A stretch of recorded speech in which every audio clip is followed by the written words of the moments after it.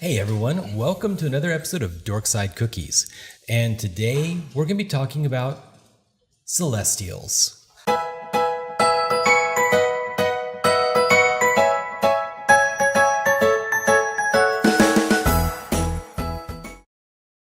All right, so today we're going to be talking about celestials, and mostly because we saw Guardians of the Galaxy 2 and they made Ego, the living planet, a celestial. My first question, Yeah. is he a celestial? No. What is a celestial? So that's like, okay, so I assume, because the way they say it, that, like, is it a title or is that like a species? it's a species. It's actually a species, not a title. Okay. And I had to kind of think about it. Yeah, so I want to preface this, guys. Number one, I will happily have you guys correct me. So if I say anything wrong, correct me. But on the other hand, Because there is, like, this could be like 60, 70 years of comic book lore. yeah, Yeah. Because I grew up reading about these celestial guys, but it's always been bits and pieces. Basically, any story in Marvel that gets big enough usually will involve the celestials at some point because they're so important, and what they are is they are a species, and they Wait, is have Galactus a celestial? no.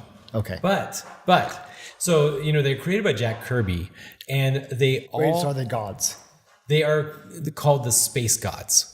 Okay. This is starting to make, once you said Jack Kirby, Yeah, I was like, okay, they're a type of god. yeah, they're a type of god. Okay. Yeah. So the Celestials all have this super intricate armor, which is similar to Galactus, who was also created at the same time. Okay. And in my opinion, is also somewhat similar to the Destroyer armor that Thor puts on every once in a while. Okay.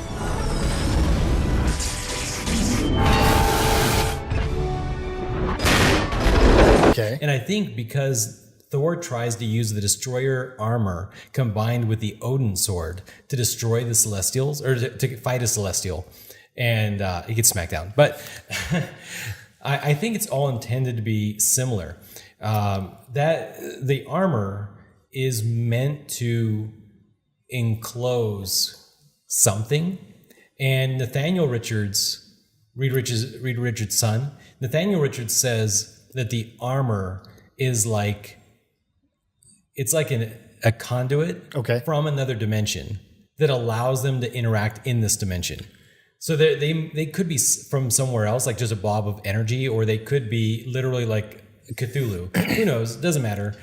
In this world, they're 600 feet tall, intricate armor things, and up to I'm sorry, people, 2,000 feet tall, 600 meters. Okay. Yeah, and some of them get even bigger. They make like judgments, and then they call in the bigger celestials. Wait, so is this like a multiversal thing, and is what we see is just their projection into our universe? That's what Nathaniel Richards suggests. Okay.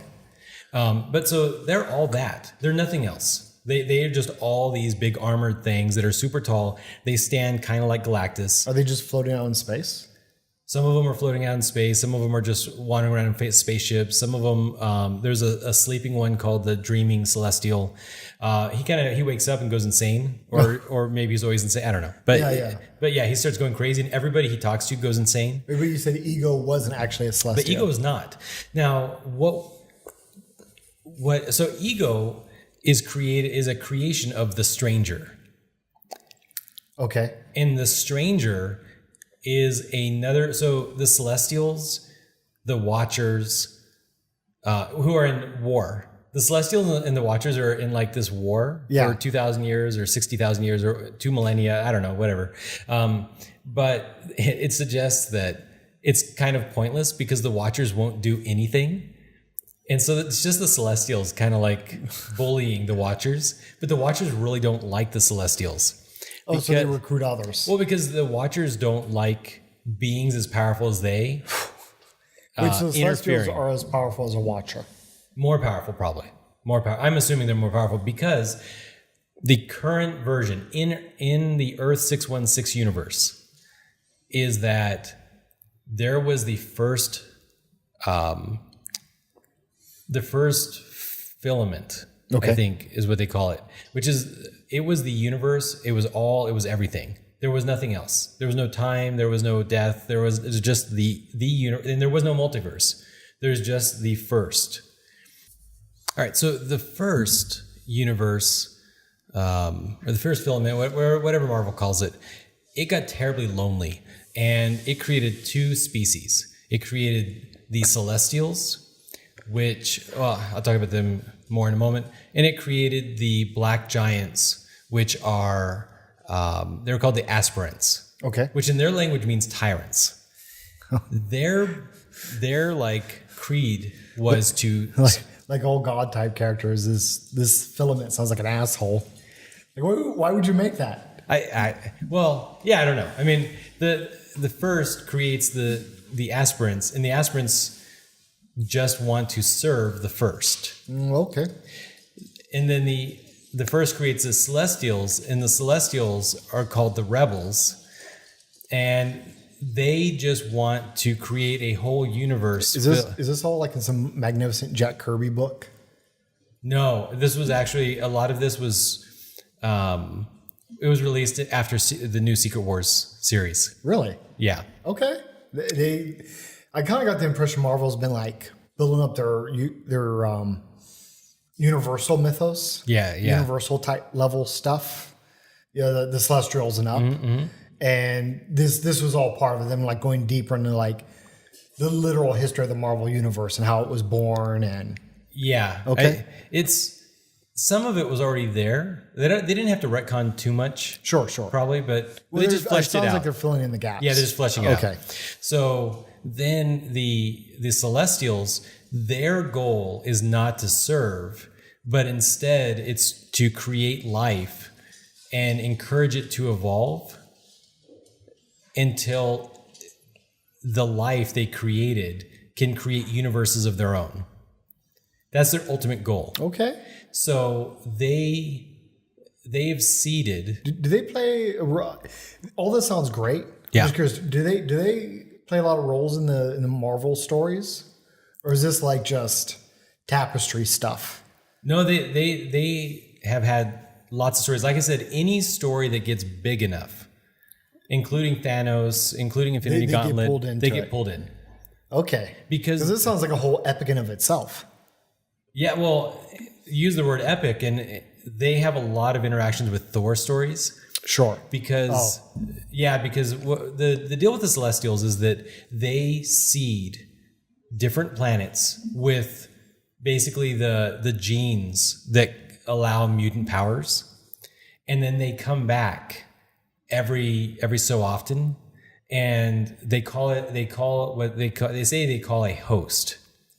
And again, there's a lot of Christianity kind of stuff here, right? Because they're the rebels, so they rebel against the creator. Yeah. And the giants, which are basically like the angels, enforcing just static. They don't want change. They don't want anything. They want to enforce the standard. Just worship the creator and be happy. That's it. Yeah. They end up fighting this big war, and the war is like with spaceships and stuff. So this is not just like that is a hard part for me to like wrap my mind, because you say all these things, and it sounds kind of metaphysical. But no, I mean, these are people. These are in a respect, like these are people occupying things. Yes. They're just ridiculously powerful. Yeah. And that's something about Marvel, right? Because in Marvel, I feel like there's like no mystery. There's no ghosts. There is no. In the end, there isn't. In the end, there's no metaphysical magic stuff. Instead, like Doctor Strange, which is a servant of eternity. Ultimately, like there's like a whole story there. Yeah. But beings like Doctor Strange, they have reality bending powers, but there's like, it just feels like there's more of a science there. Sure. And then say like DC, where you have Zatanna just making up words and stuff happens. And it just keeps working. Yeah. Or at least that's what it feels like. Yeah. So the Celestials have these mega ships, and actually Apocalypse's ship is a Celestial ship. He steals it from another Celestial. Wait, isn't he the first mutant? Yeah. No, I forget. You might, not just because you piqued my. Does a Celestial crash down to Earth and Apocalypse steals it? Or does he go up there and beat the shit out of a Celestial? So he goes because he has heard a rumor that a a ship has crashed. Okay. But I don't know because the Celestials make it seem like they're doing Apocalypse a favor. And in fact, they give him the title of Apocalypse. And they say, you can do all this stuff. And was he one of their first experiments in creating a thing that can create things? They're what creates mutants in species. Well, no, but I mean, like, just to give So Apocalypse they had to have even created more him. prestige, was he like their first attempt to create this thing that can create things? I think inherently yes, because they create all the mutants. Okay. And they give him the title, and they say, you owe us. At some point, the Celestials are going to ask for him to do something. Does he have celestial power? Via the technology in his ship, right? Because that's a part of him. He's got actually a bunch of tech inside of him. Yeah, well, yeah, because he has all this weird absorbed power from stuff. Well, yeah. I mean, I know, and we don't need to sideline, but like, Apocalypse is kind of like, he feels amorphic sometimes because he is a mutant, but like Wolverine, he's got things way more than mutant.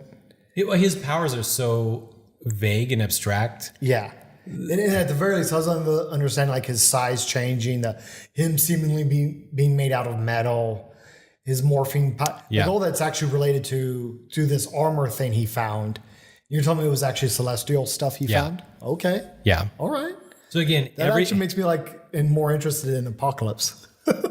It made me more interested too. Yeah. I mean, I love Apocalypse. So no, I mean, there's a lot of things fascinating about him. Yeah. But now the fact that you can pull on this thread and get more. Yeah. So then the Asgardians and the other sky gods, that's what they call the lesser gods. That's what DC calls their guys too. The Amazon and the Greek Pantheon. Oh, okay. I think the Norse Pantheon. Yeah, Norse Pantheon is in there too. Okay. But I don't ever see any stories. But like all those Pantheons, sky gods. Okay. Skyland. So they definitely do. So the Celestials effectively create religions. Not on purpose, but they effectively create religions in all these different species all across the universe by doing stuff. Their judgments, and they're like, they just show up every once in a while. They also, for some reason, they make the species forget about them here and there.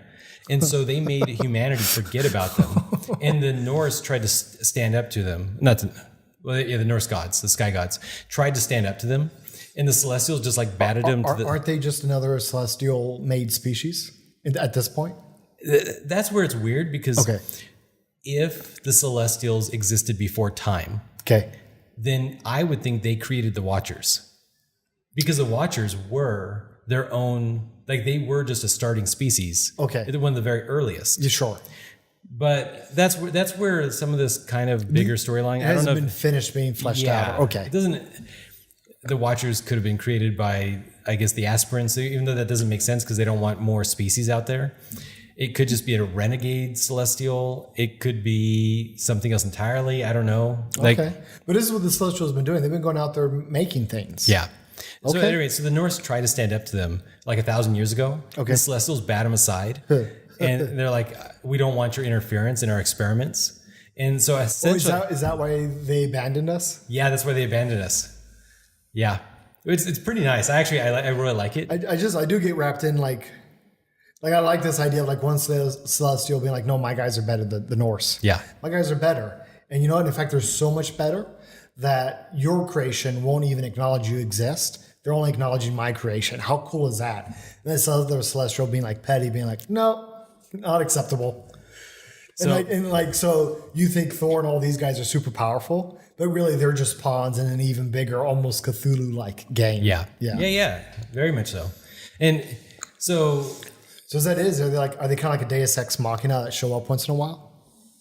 They're usually an underlying thing, like something doesn't make sense, and then it turns out to be this sort of a bigger plot with the Celestials. No, but they're smaller than guys like Eternity and the Living Tribunal, the One Above All. So that's where it's strange, because Eternity dies and gets reborn. So and Eternity died and was reborn. This sounds like a big deal. Which was just recently in the Secret Wars. Okay. So Reed Richards, he he gets to choose for whatever reason. He gets to choose what happens with the 8th cosmos. Okay. Because it's how many times eternity has been reborn. Oh, okay. And he chooses to rebuild the 7th cosmos and continue on. This isn't that story, and I need to catch up on it. So honestly, I don't really want to go too deep into it. Where the Celestials even fit into that? Yeah. Okay.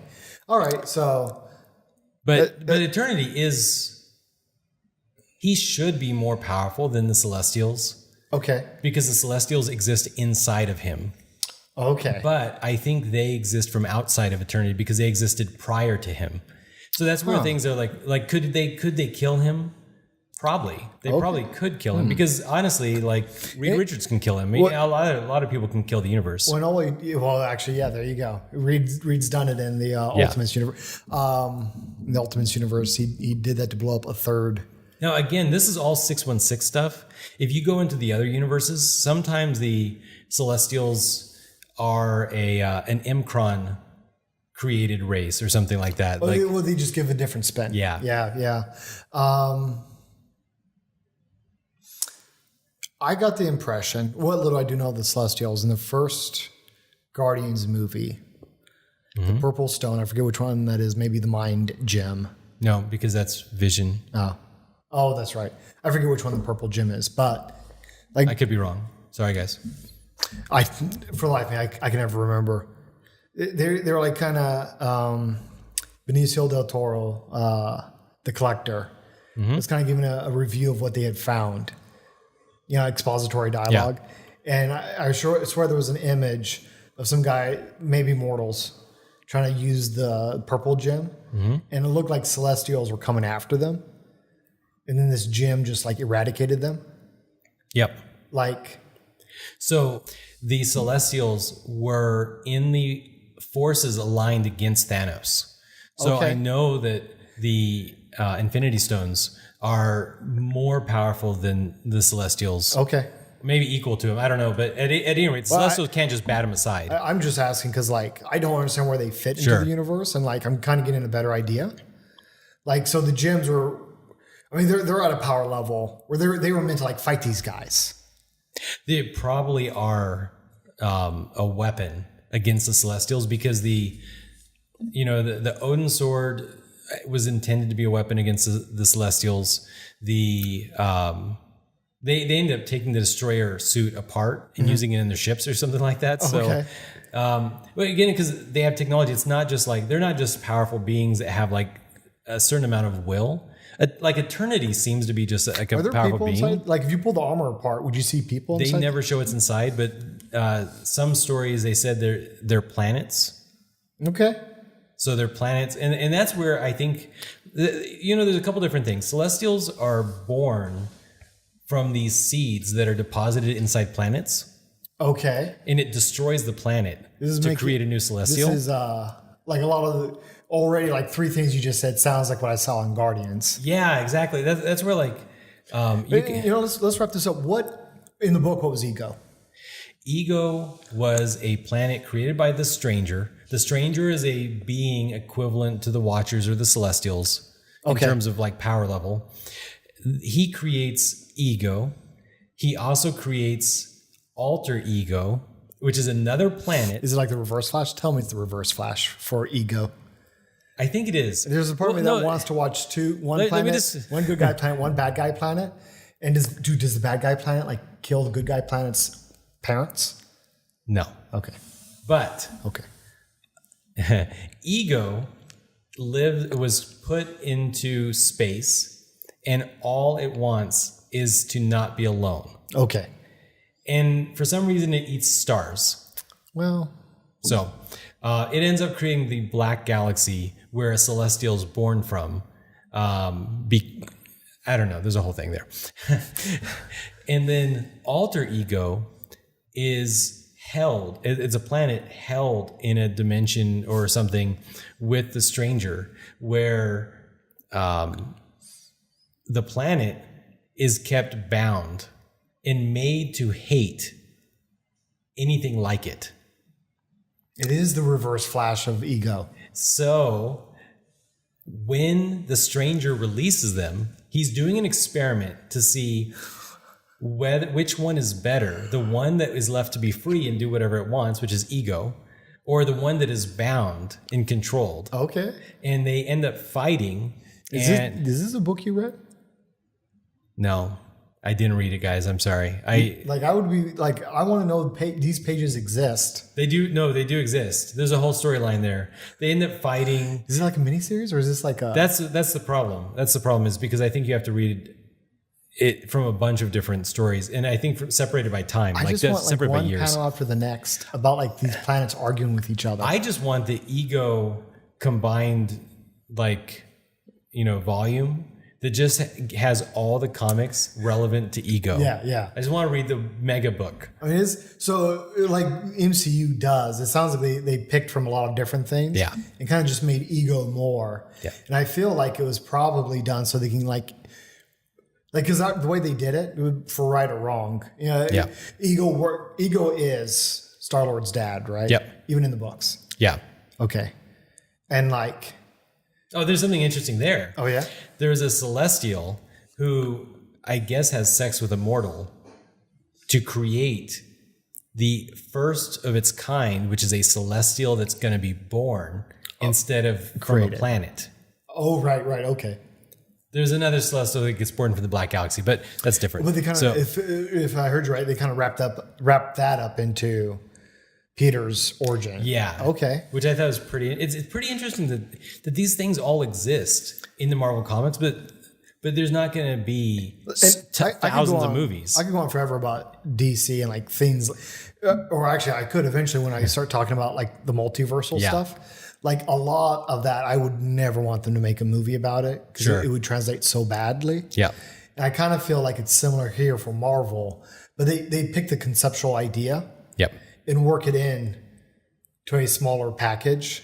There's a lot of condensing there. Yeah. But now you got the fact that the Celestials, some, if they want, can try to have conception by natural birth instead of something more fantastical. Yeah. And granted, that's not Peter's like OG origin story, but they work that in there. Ego, being a Celestial, just simply introduced you to the fact that Celestials can have intent. Yep. And they can have personalities and character. The plants, I didn't even know it. They explained the celestial birth cycle.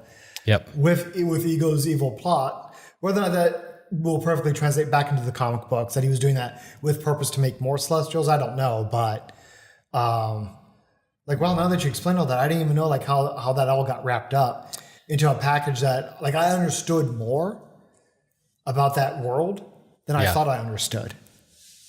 Yeah, they did actually do a good job. You can go from watching that movie to, I guess, then going and reading, a bunch of comic books. And you're not going to be that lost. You're not going to be that lost. Yeah. Yeah. So that's pretty cool. I don't fully, I mean, this is hard, but I don't fully understand. I still don't fully understand where the Celestials exist inside like the hierarchy of power players. But I kind of want a Celestial movie now. The important thing is they're not metaphysical. Yes. They're not Nightmare or Dormammu. Once you explain that.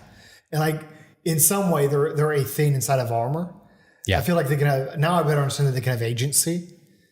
Yeah. Like I'm not joking. I kind of want a space opera Celestial movie of these bigger deities kind of bickering with each other. I think there's some, I didn't know I would be interested, but now I'm interested. There's some cool things. Like they have some personality. Yeah. When they bother to interact. Because most of the time when you see Celestials in the comics, they're just like Galactus, where they're standing on a mountain. And that's why I never understood what they were. Yeah. But now that you explain, like they do have motivations. Yep. Like I'm a lot more interested now. Cyclops kills one. He blows the head off of one of them. So one, I assume you're lying. No. Two, are you going to tell me Cyclops is right again? Right? It's a dumb meme that I won't go into too much detail, but Marvel. There's a lot you can say about Marvel. I remember the meme. I just don't remember where it's from. There's a lot you can say about Marvel storytelling right now, but a lot of it involves pitting hero against hero. Okay. And it usually involves one of them has to be wrong. And I think it was X-Men versus the Inhumans. AXI or something. Okay. And, it really looked like Scott was a huge D-bag the entire time. But guess what? Scott was right again. They told me he was right again and he had to kill a Celestial. He had to kill Celestial. How does he? No, I don't. No, anytime that you question, or anytime in your head you might question like how powerful mutants are, or how powerful, like why is Reed Richards' son so powerful? Okay, any of those things? Actually, touche. First off. Yeah. No, you got me there. Because no, right? I would like Pyro makes fire and the Wolverine can heal. Like I kind of make the gene alterate. I kind of get. Yeah. But no, Cyclops and like Cyclops. Okay, yeah, he absorbs radiation and he shoots them. No, he goes to an alternate dimension and it's all being channeled through his eyes. It doesn't make any sense. Or Nightcrawler, like, oh yeah, he's metaphysical. He extinguishes and reappears. No, he's literally jumping into another universe. Yeah. And like, there's parts of that I kind of like in my heart just dismiss because it sounds so retarded. Yeah. But you're saying they explain that. It's because they're actually, I mean, I don't know. They're the pinnacle. They're part reaching, of Celestial. They're reaching the pinnacle where the next generation or the generation after that should be able to create universes. Actually,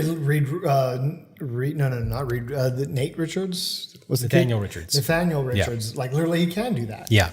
So that's where they wrap this all up with a bow. Okay. And say that this is what these beings, more powerful and who existed before the universe, that's their goal. And they've been poking at species. I think I'm okay. I was at first going like, it's kind of dumb because that ruins the story about these guys. They're just different people being persecuted for being different.